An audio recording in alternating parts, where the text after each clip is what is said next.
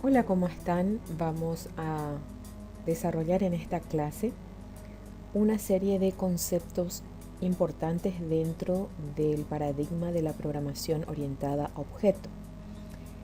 La programación orientada a objeto, como bien sabemos, trata de representar escenarios de la vida real y trata justamente a los objetos de la vida real como objetos que se construyen a través de la programación.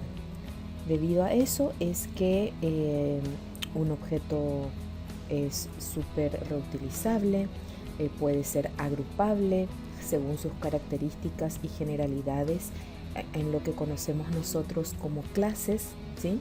Pueden heredarse, es decir, crear clases de clases superiores, ¿sí?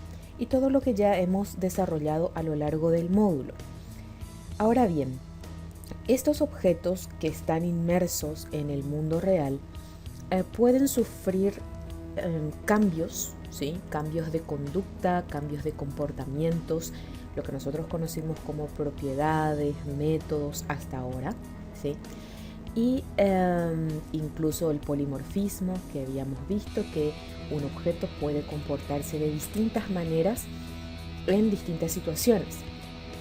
Es momento de introducir otros conceptos que nos permitirán justamente estar atentos a lo que suceda en el contexto para que estos objetos actúen de una u otra manera.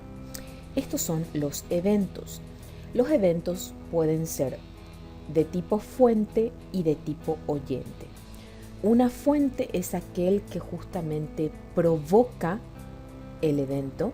Y por definición, voy a ver si puedo poner un puntero. A ver.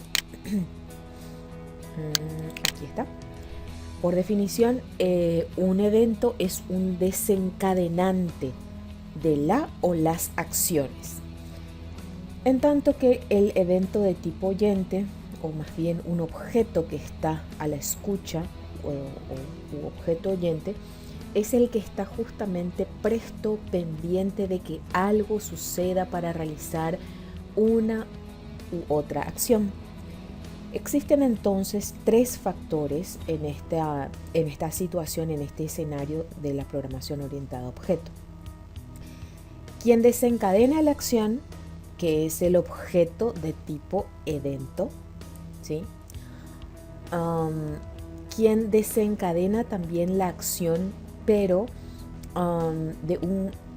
desde el punto de vista como fuente u origen del desencadenamiento de esa acción, y quien recibe la acción, ¿sí? Quien recibe la acción es un objeto de tipo listener, también denominado oyente. Bien, vamos a avanzar un poquitito y vamos a ver que dentro de los paquetes del Java AWT existen varias clases que nos van a permitir trabajar con estos eventos, con estos objetos de tipo eventos. Tenemos de manera principal y más importante la clase EventObject, ¿sí? Esta clase contiene también clases que heredan de ella, que son el ActionEvent y el WindowEvent, entre otros muchos. El KEvent, el MouseEvent, muchísimos, ¿sí? Ahorita nos vamos a enfocar a estos tres. Entonces tenemos una clase principal, repito, del cual se desprenden las demás clases dependiendo del tipo de evento que sea. Acá podemos ver perfectamente el concepto de herencia, cuando necesitamos crear una clase nueva, pero al mismo tiempo heredar las particularidades que tienen todos los objetos del tipo evento, pero algunos, por ejemplo, van a ser accionados por un clic, ¿sí? Otros van a ser accionados por el movimiento de una ventana, otros van a ser accionados por la introducción o el tipeo de teclas, ¿sí? Otros pueden ser accionados por el movimiento, ya sea el clic derecho, el doble clic, las ruedas desplazadoras de arriba y abajo, etcétera, ¿sí? Entonces, dependiendo nuevamente del tipo de evento que sea, se forman clases o subclases. Esto ya lo habíamos visto en clases anteriores, al menos el concepto, ¿sí? Entonces, para que esto pueda funcionar, para que esto se pueda dar, nosotros tenemos que tener un objeto fuente que es justamente el que desencadena la acción. Y vamos a suponer que ese objeto fuente va a ser un objeto de tipo JButton, ¿sí? JButton, es decir, un botón de Java. Este botón de tipo Java, ¿sí? Al recibir un evento, ¿sí?, del objeto fuente, ejecuta de manera automática un método, ¿sí? Ese método le permite, el método se denomina addActionListener, y el parámetro que se le pasa a este método es de tipo objeto listener, es decir, un objeto que esté a la escucha es el que al cual se le adhiere la acción listener, es decir, la acción de estar a la escucha de algún tipo de evento. Repito, en este caso, por ejemplo, un JButton. Al mismo tiempo y del otro lado, el método que permite que se ejecute esa acción, ¿sí?, tras el, vamos a decir, el evento de tipo fuente, se denomina ActionPerformed, ¿sí? El ActionPerformed tiene como parámetro un objeto de tipo evento o fuente, ¿sí? Este método es implementado por una interfaz. Acuérdense que las interfaces, en definitiva, son clases abstractas, es decir, que tienen métodos que son definidos dentro de la clase en cuestión, pero que son programados dentro de la clase que utiliza el método. Esa sería la diferencia entre una clase y una interfaz, ¿sí? ¿Qué más? Esta interfaz ActionListener, supongamos que está vinculada a un JPanel, que es una lámina que está dentro de un JFrame, ¿sí? Es decir, dentro de una ventana, dentro de un marco, y es el objeto que está a la escucha, ¿sí? El panel, la lámina, es el objeto que está a la escucha de la acción que realice el botón, que es considerado el objeto desencadenante o fuente a través del método addActionListener. ¿Sí?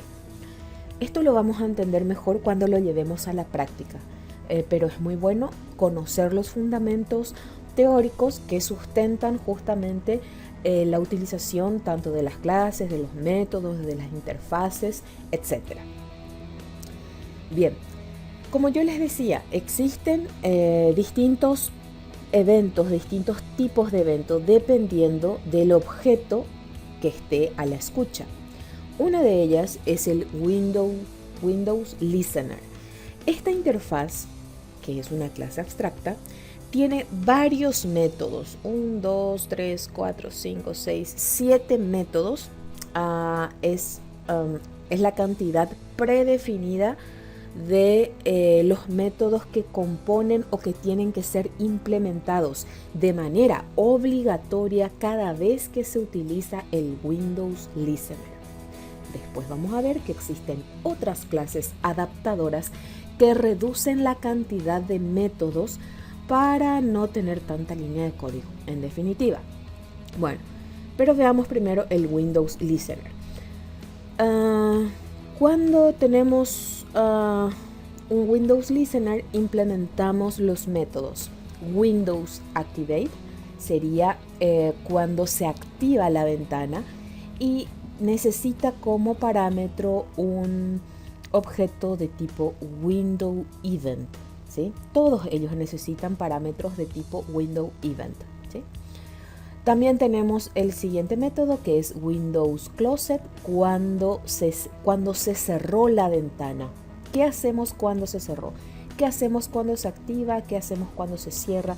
¿Qué hacemos cuando se va cerrando? ¿Sí? Window Closing es cuando se está cerrando la ventana. Son eventos distintos, parecidos pero distintos. Window Deactivated, cuando la ventana en cuestión está, vamos a decir, en segundo plano, no está activa. Tengo una serie de pantallas en donde la pantalla que está activada o en la cual yo estoy trabajando, realizo cierto tipo de operaciones o actividades. ¿Qué pasa con aquellas que están desactivadas en ese momento? ¿Sí?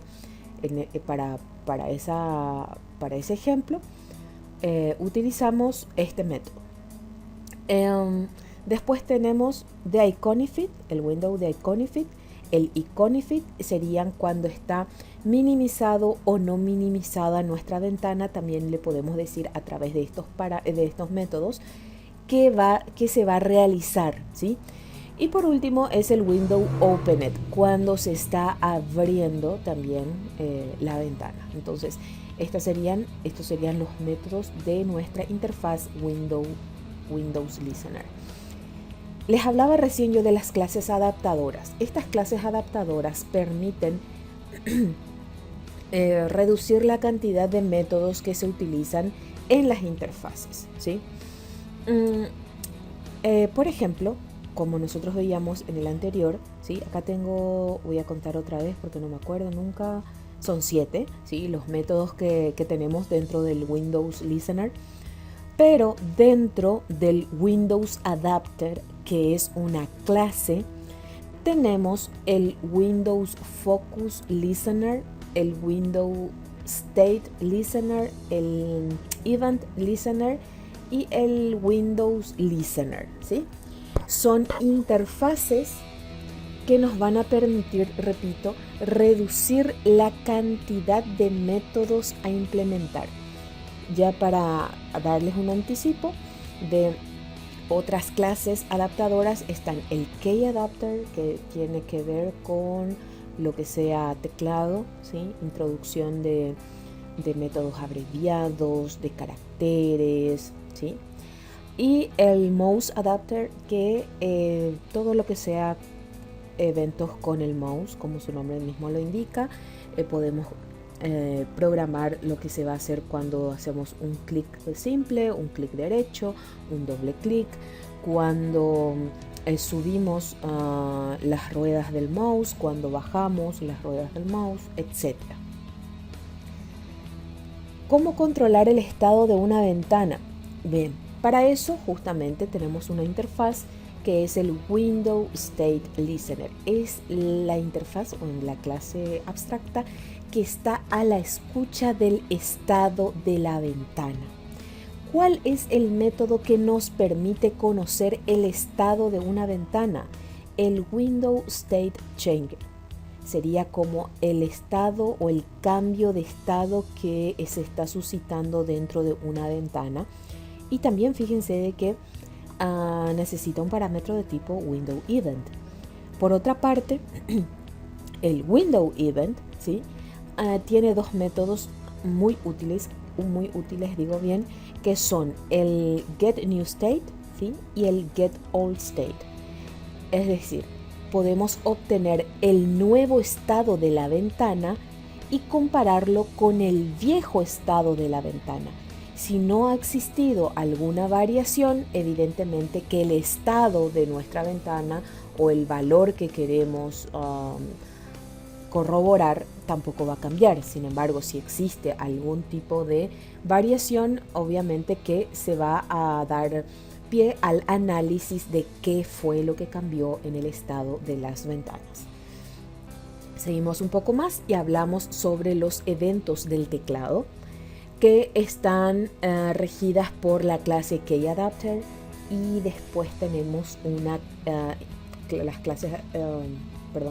las interfaces que son la de KeyListener, que implementa 3 métodos, que son el KeyPreset, que es cuando presionamos una tecla, el real release, que sería al despresionar el teclado, y el tippet, que nos permite controlar el tipeo, es decir, la escritura que se va dando con el teclado, ¿sí?